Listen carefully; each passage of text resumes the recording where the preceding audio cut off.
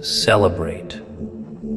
That word makes people picture balloons, laughter, glasses clinking, the easy kind of joy.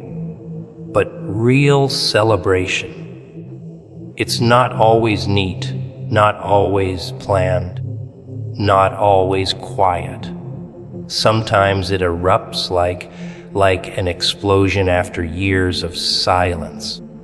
Sometimes it feels almost wrong, too big, too loud, too much. Because you've been trained to live small, to keep your head down, to survive instead of shine. But when the moment comes, when life decides the struggle has run its course, celebration isn't just an option, it's a command. It's the breaking of chains, the tearing of limits, the proof that pain didn't win. And if you're not ready for it, it'll scare you, because big celebration always feels unreal to those who've been starving too long. Proof. That's what celebration really is. Not a decoration, not a cake, not a song. It's proof that you made it through what was meant to kill you. People think celebration is just about joy, but no. It's a scar turned into a smile. It's a battle wound dressed in glitter. Because here's the truth. Struggle doesn't knock politely. It barges in, flips the table, breaks everything you thought was stable, and dares you to stand back up. Most don't. Most give in, bow out, stay down. But if you're still breathing, if you're still standing, then every moment of celebration is proof that the struggle failed. Think about it. Every sleepless night, every tear swallowed in silence, every betrayal, every disappointment, every voice that told you it was over, all of it was betting against you.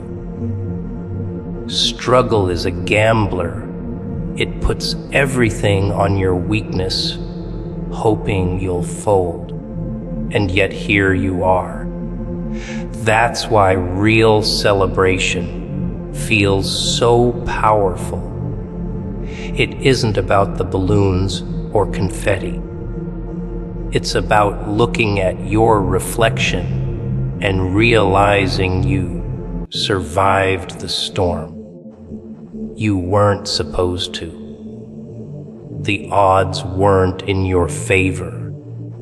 But the proof is in your pulse, in your presence, in the fact that you are still here when everything else wanted you gone. The funny part is, most people don't know how to handle proof. They downplay it. They hide it. They act like survival is ordinary. But let me tell you, there's nothing ordinary about still breathing after life has tried to choke you out. There's nothing casual about still standing after the ground has collapsed beneath you. Celebration is dangerous because it reminds you of your own resilience. And resilience scares people. Why? Because it proves that their predictions, their doubts, their laughter at your pain, it all failed. Celebration is rebellion dressed as joy. It's spitting in the face of defeat and saying, "Nice try."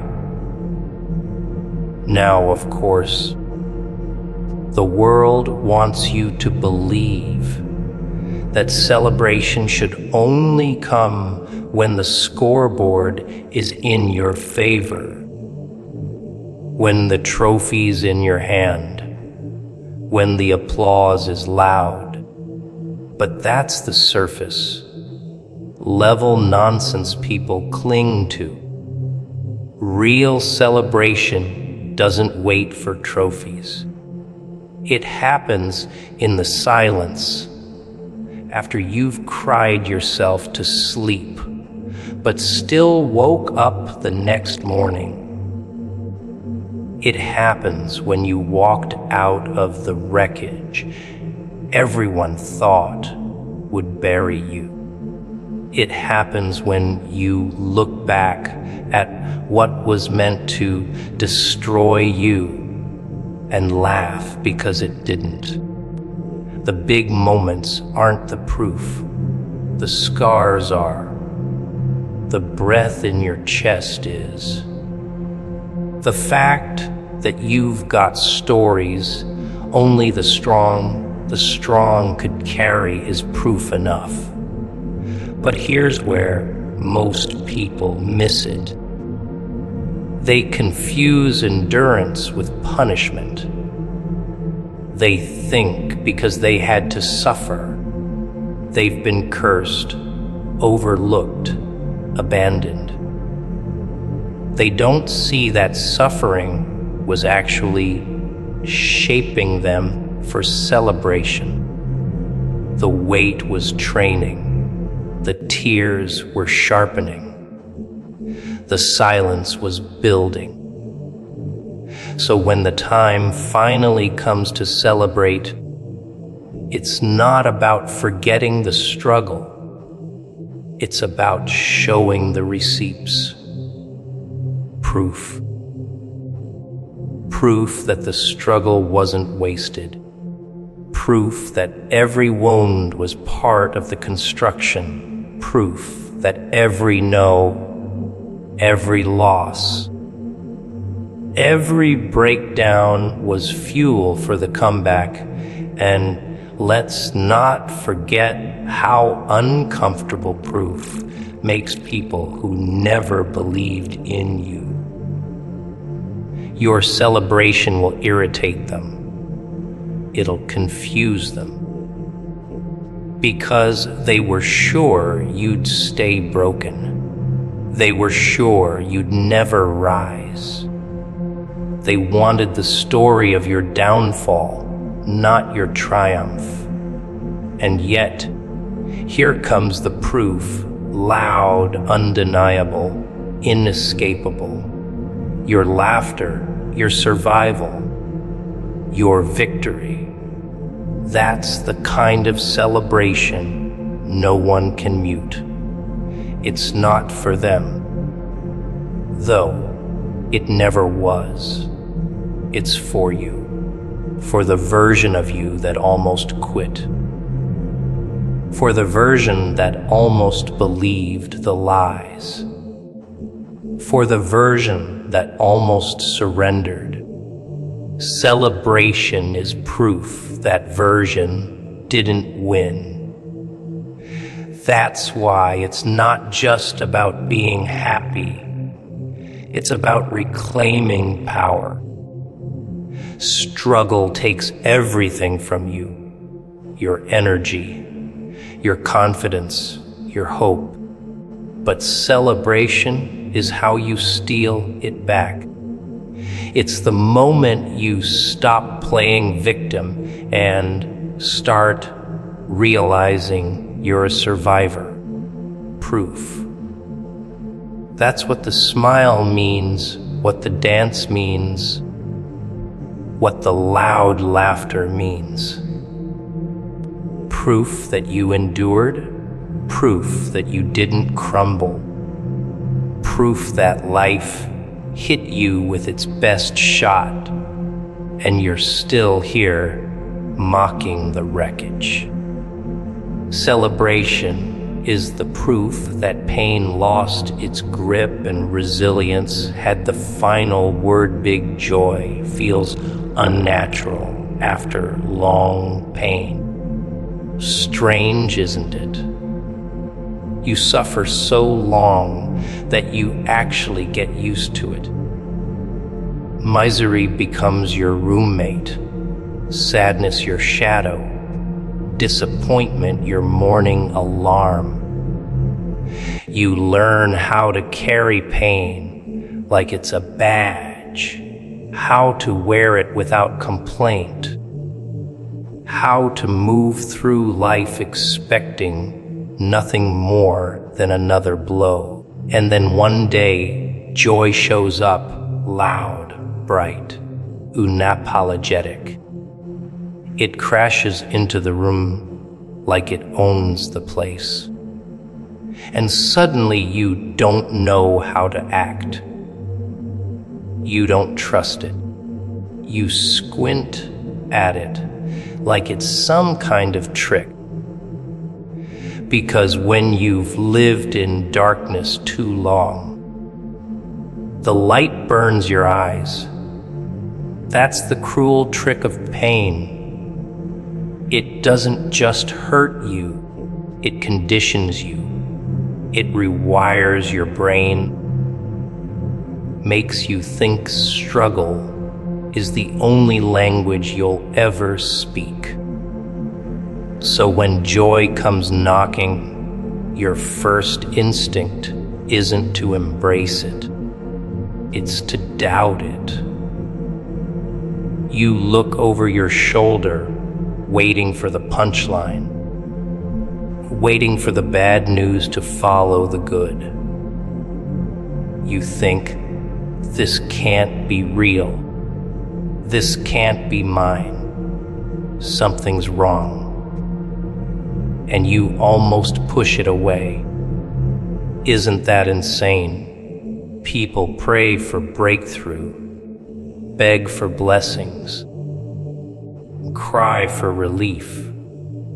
And then when it finally arrives, they flinch like it's a weapon. That's what pain does.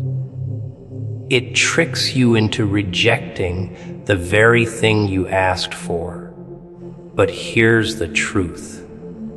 Joy after pain always feels unnatural. It feels too big, too loud, too good, because you've been starved for so long. Imagine someone who hasn't eaten in days suddenly being handed a feast. Do they eat with ease? No. Their stomach can't handle it. Their body isn't ready. That's what joy feels like after years of hunger. You want it. You need it. But your soul isn't sure how to digest it. You've been chewing on sorrow so long, the taste of joy feels foreign, and yet it's exactly what you've been missing. The danger is, some people never learn to adjust. They stay so loyal to pain that even when joy shows up, they sabotage it. They tear it apart piece by piece, convince themselves it's temporary, push it away before it has the chance to settle in. They go back to the struggle because struggle feels safe, predictable. Pain is familiar, joy is risky. That's the twisted logic pain leaves behind. It makes misery your comfort zone. And to step into joy, you have to betray the pain that raised you. You have to abandon the very thing that taught you how to survive. But think about this. What if the unnatural feeling is the proof it's real? What if the discomfort is the sign that you've stepped into something new, something different, something you've never experienced before? Joy doesn't fit because it's not supposed to. It doesn't blend with your old patterns. It doesn't match the colors of your past. It stands out. It shocks you. And that shock is the evidence that your story is changing. If it felt easy, if it felt normal, it would just be more of the same. But joy after pain, it feels wrong because it's rewriting everything you thought was right. And here's the part no one talks about. Joy demands courage. Anyone can sit in misery. Anyone can wear sadness like a uniform. But to actually laugh again, to dance again, to believe again, that takes guts. Because deep down, you're terrified it'll be snatched away. You're afraid joy is fragile, temporary, fleeting, so you hold back. You laugh half-heartedly, celebrate cautiously, love with limits. But that's not real joy. Real joy is reckless. It's throwing your head back and laughing, even though you don't know how long it will last. It's trusting the moment without fear of the next. It's dangerous. And that's why it feels unnatural. It dares you to stop living like a prisoner and start living like you're free. The irony is, pain makes you question everything, but joy answers without explanation. Pain demands proof, while joy simply exists. And maybe that's why it's so uncomfortable. Because for once, you don't have to fight, don't have to beg, don't have to bleed. You just have to receive. And receiving feels like weakness when you've been conditioned to survive. But here's the twist. It's not weakness. It's the victory you've been crawling toward all along. Joy is the prize, but only the broken know how heavy it feels when it finally lands in their hands. So yes, big joy feels unnatural after long pain, but maybe that's the point. Maybe it's supposed to, because it isn't just joy. It's proof that the cycle has been broken, that the story has been rewritten, that the years of suffering weren't the ending, but the setup. And that unnatural feeling you can't quite explain. That's not wrong. That's the sound of chains snapping, of survival giving way to living, of pain losing its throne to something brighter, louder, wilder. That's what makes joy feel like a stranger, because it's not from the world that broke you. It's from the place that's been building you for this exact moment. True celebration shatters the habit of survival. Think about that. Survival is a rhythm, a loop, a pattern you pick up when life teaches you that every day is about making it through. Not living, just making it through. Survival becomes muscle memory. Wake up, breathe, carry the weight, endure the blows, repeat. It's mechanical. It's predictable. It's the treadmill you never step off. And when you live like that long enough, you stop even realizing you're doing it. You convince yourself it's normal, that life is nothing more than pain management, disappointment control, damage limitation. Survival is a cage dressed up as discipline. And most people never break it because it's safe, it's familiar, it works, until it doesn't. Now, here's the thing about celebration. Real celebration doesn't play by survival's rules. It's disruptive, violent, intrusive. It doesn't whisper politely. It kicks the door down. Celebration doesn't care about your scars. Doesn't care how long you've been limping. Doesn't care about the story you've written in your head.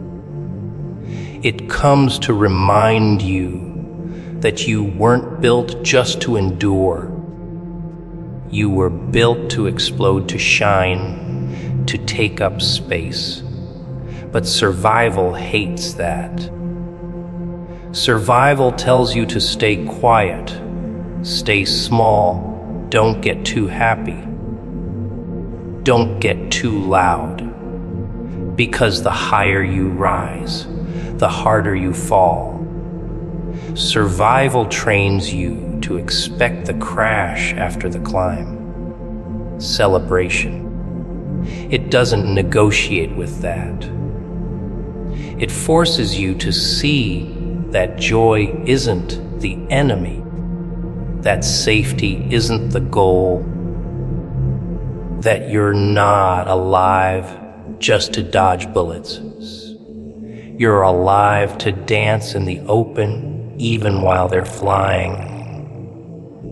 The scariest part is when you've lived in survival mode too long, celebration feels dangerous.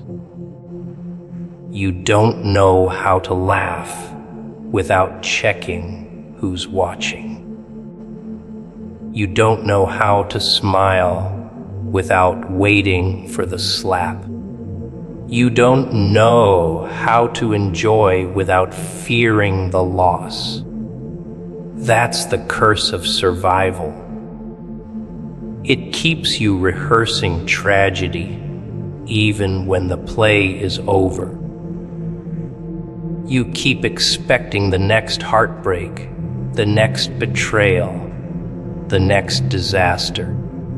And when something good actually happens, when it's finally time to celebrate, you can't. You freeze. You hesitate. Because in your mind, celebration is weakness, vulnerability, temptation. But in reality, celebration is rebellion. It's you refusing to let the past dictate the present. It's you saying, I'm not just breathing, I'm alive. And that kind of defiance terrifies the survival mindset. What's wild is that celebration doesn't just heal you, it rewires you. It breaks the loop survival drilled into your brain. When you shout with joy, instead of swallowing your voice, when you clap instead of clenching your fists, when you dance instead of bracing for impact, you're teaching yourself that you're more than a survivor. You're a victor. And that shift is lethal to the prison survival built. Because survival feeds on fear. It thrives on limitation. But celebration is fueled by freedom. It reminds you that your scars aren't just proof of pain. They're proof you endured long enough to see this moment. Every laugh becomes a war cry, every smile a rebellion, every cheer a declaration that the story didn't end where they thought it would. But don't get it twisted. True celebration isn't fake smiles and cheap noise. It's not about pretending the pain didn't happen. No, it's about acknowledging it and then choosing to rise louder anyway. It's about saying, yes, I went through hell. Yes, I crawled through the fire.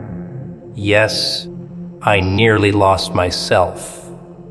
But here I am, standing, breathing, laughing.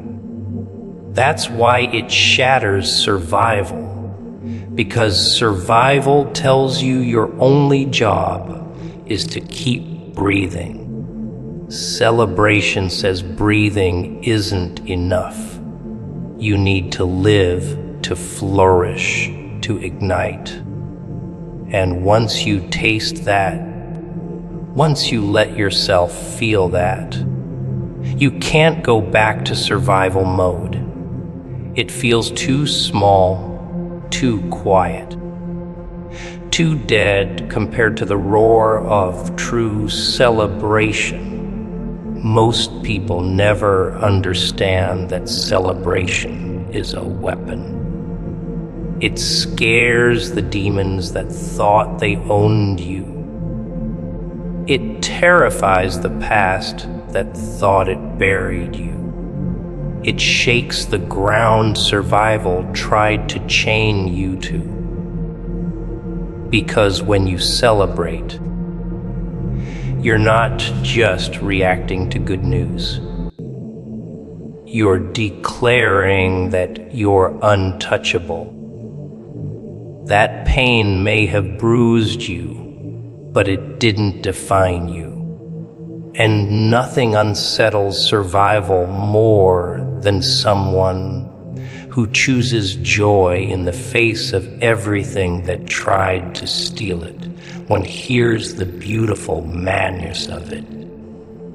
One, you allow yourself to truly celebrate.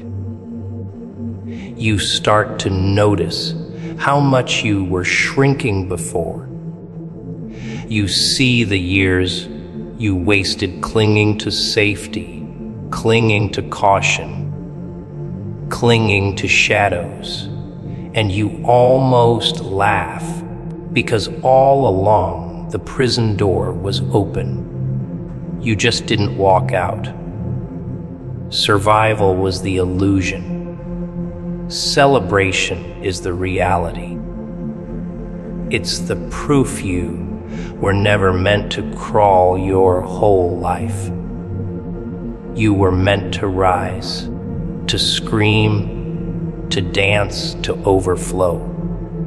And the moment you dare to embrace it, the habit of survival cracks, the cage collapses, and for the first time, you actually feel alive. Abundance tests you more than scarcity. People think it's the lack of things that breaks you, that hunger, emptiness, Scraping by with nothing is the hardest battle. But scarcity is simple. It tells you the rules up front. There isn't enough, so fight for scraps. Cling to what you can, survive on crumbs. Scarcity shapes you into a fighter, forces discipline, sharpens your instincts. You know the battlefield because it's clear. You against the void.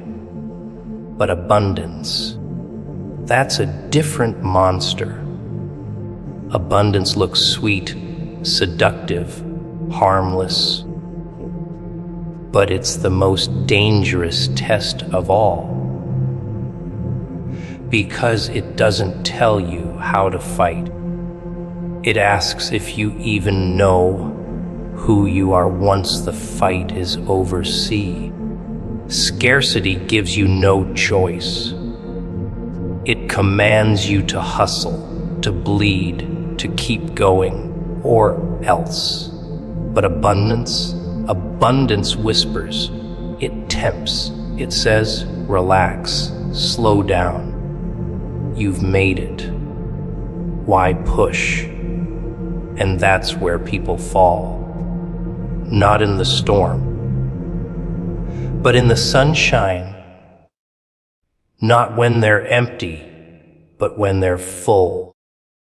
Abundance exposes the truth that scarcity can't.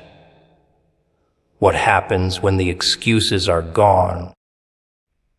When the hunger isn't chasing you anymore, when there's no fire at your heels. Do you still have the will? Or do you drown in your own comfort? That's the trick abundance plays. It doesn't break you by force. It rots you from the inside out, letting you sink slowly, quietly, into the arms of ease.